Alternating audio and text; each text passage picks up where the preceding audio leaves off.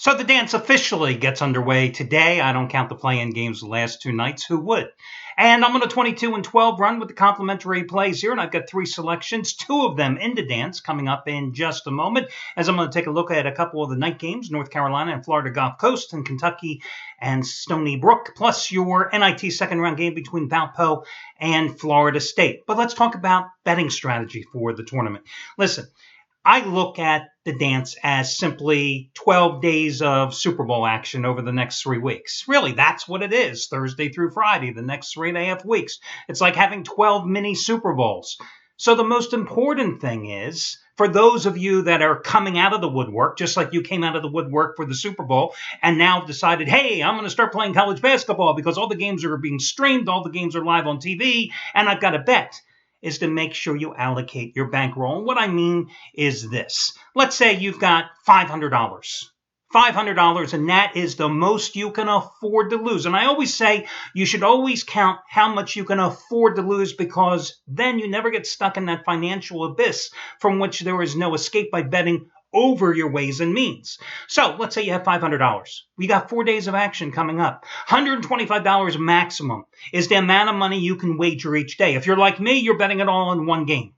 Or if you're going to bet 2 or 3 games, you've got to max or go ahead and do the math and make sure you don't exceed your limit. Now, if you win today, if you win tomorrow, well, then you've got more to bet on Saturday or Sunday. You've got more if you come out winning the next 3 days or 3 out of 4 for the weekend. You've got more to allocate toward your bankroll next week. So it's very important. The other thing is, personally, if I'm playing more than one game today, which I'm not, but if I'm playing more than one game, I'm also looking at the times of these games. Now, I'm the first one to advise you that 99.9% of the time you bet the favorites early and the underdogs late, but these numbers have been out for a few days. The movement that they've had, they're not going to have significant movement in most of the games going into later action on the nighttime card. I would personally, if I had a day game and a night game, and I was even on the favorites in both games, I would bet the day game, see how I did, and then come back and figure out, do I have a little extra money based on that mythical $125, using the example I had earlier, to go ahead and wager on that second game? So there's always a strategy involved. You just don't wildly go and bet money. Unless, of course, you happen to be betting Trace Adams plays, and Jesus, if you aren't, I don't know what the hell's wrong with you. What a phenomenal run this guy has been on. Just one monster winning play after another, and I've continued to prove to you that you don't have to spend big money to make big money by constantly giving you these selections at huge discounted prices. Well, as you know, a 1,000 star play is his top rated selection. And he's had an incredible run with 2,000 star double your wager releases. In fact, let me just double check the record here. What has he done? 8 straight and 24 out of 31 over the past 2 months after cashing in with another underdog winning outright with Holy Cross last night. Well, today he's upping the ante. The biggest play of the year goes again. It's an ultra-rare 2,500 star play. It's one of the games on the nighttime card, and you will once again save $60 by using coupon code ADAMS, A-D-A-M-S. Keep in mind, his very first and his only 2,500 star play this year in any sport was Purdue getting the cover against Michigan State on Sunday. You save $60 off that play. His other two came back in the NFL and college football, both back in November and back-to-back days as he cashed in. And keep in mind, over the past 155 days, Trace Adams has made $1 bettors a little over $65,000. You save $60 by using coupon code ADAMS, A-D-A-M-S. Remember, the one-day only coupons going today. You can save $175 off the purchase price of any handicapper's 60-day package by using coupon code SAVE175. You can use the coupon SAVE125 to save $125 off the any handicapper's 30-day package, or you can save $50 off the purchase price of any handicapper's 7-day package by using coupon code SAVE50, S-A-V-E 5050. Remember, if you happen to already be involved in a handicapper's package and you want to extend it out further and use the discounts, you can do so. And if you have any instant rebates when you re-up, they're applicable as well. And if you have any questions, you can always contact customer service. All your other discounts, all your other coupon codes, etc., including the latest 100 dime max wager winner from the Cali Cartel from Steve Budin's crew, available over on the homepage. Let's get to your complimentary plays. I'll run these night games here for you in reverse chronological order. The latest start tonight is going to be the game at 9:40 Eastern Time between Kentucky and Stony Brook. Listen, we all know that John Calipari is pissed off that his Wildcats are a number 4 seed and not in the region of choice. So now it's put up or shut up time. You can't bitch and moan and not deliver tonight. 14.5 points, you better crush Stony Brook tonight. That's the bottom line. Now, you've got a Stony Brook team that did play an SEC team this season. They lost by 7 to Vanderbilt.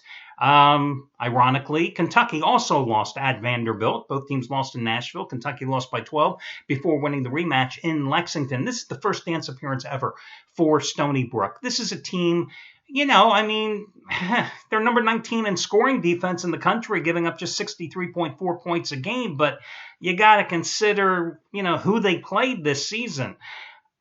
Nobody. Okay, they're from the American East tournament conference. So I'm going to go with Kentucky here. This is a Kentucky team that averages almost 80 points a game, number 29 in the nation in scoring. I think that the quality of competition will show here. I don't think this is an unreasonable number for a team that isn't an offensive juggernaut. I will point that out, and that being Kentucky. But it's not like you're asking them to lay 20, 22 points as in years past in first-round games. So I'm willing to go with Kentucky in this game in Des Moines, Iowa tonight because Kentucky better win it. The next game, Florida Gulf Coast is a 22-point underdog against North Carolina. Listen, the Tar Heels are going to win the game, okay? There's no ifs, ands, or buts about that. The question I have for you, though, is after a grueling ACC tournament, after a grueling regular season, is Roy Williams going to leave his starters in here to go coast to coast for this win and get through the cover? I mean, really, your money's probably going to be on the backups here tonight, which, granted, most of the North Carolina backups could start for Florida Gulf Coast, which is no ding on Florida Gulf Coast, but that's just reality. That's the truth, the facts. So your money would be on North Carolina's backup and their desire to run up the score. You got a Florida Gulf Coast team that's playing with plenty of confidence after destroying fairly ridiculous 696-65 2 nights ago. And where you have a North Carolina team that's been idle since the weekend, you got a team that played in Dayton a couple nights ago, a hop, skip, and a jump. They come down to Raleigh, yes, in Chapel Hill's backyard. There's no comparison between these two teams in terms of their season schedules, etc. And let's point out that, FYI, in case you happen to be on Jeopardy, you will now know the answer to this question. The last time that North Carolina lost a tournament game in their home state, 1978, I think it was, against the Penn Quakers. Otherwise, they've won 27 in a row. They're going to win 28 in a row tonight. They're going to improve the 32-1 lifetime tonight. But I'm willing to take the 22.5 points with Florida Gulf Coast.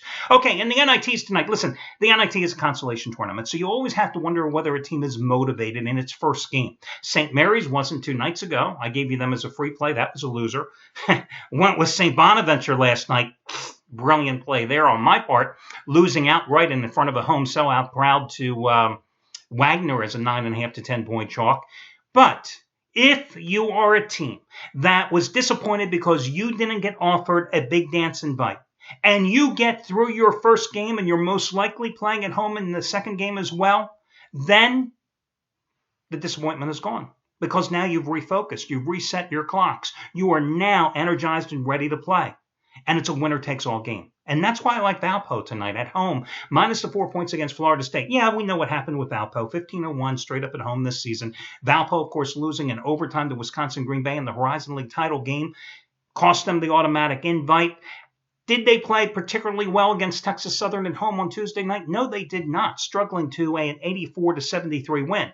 Florida State otherwise opened up easily in Tallahassee against a defenseless Davidson team with a 10-point victory the other night, 84-74. Listen, this Florida State team can put points on the board. They average 78.1 points a game, but they give up almost 74 points a game. And on the road, Not a good team at all, guys. 4-7 on the road this year, 3-6 on the ACC highway. So it didn't matter who they played. They didn't fare well outside of Tallahassee. I think it's a cheap price. Florida State has the high-scoring freshman. That this Valpo team has a lot of scoring options as well. And they're also damn tough defensively as well. Also a very good rebounding team. You know, Valpo's number 5 in the country in terms of rebounds per game, a little over 42 an outing. Florida State is not a good rebounding squad. So again, I'm going to go with the home chalk in this one with Valpo, along with Kentucky, along with North Carolina. And those are your 3 complimentary plays for today. I wish you well, and I'll talk to you again tomorrow morning. Remember, if you haven't filled out your brackets yet, you can see what all the handicappers have going here for their various brackets, because I always feel as handicappers we have an inherent advantage over Joe Q Public because we've been following these teams from all the minor league bozo conferences all season long. Even from the major conferences, we've been following everybody since November, so we certainly have a feel and a sense. Doesn't guarantee we're going to win, but you can check out our conference brackets for free. Check them out online, download them, do whatever you want with them, and they're available. You can click on the link on the homepage. Good luck, everybody, and I'll text you again Friday morning when we do this one more time.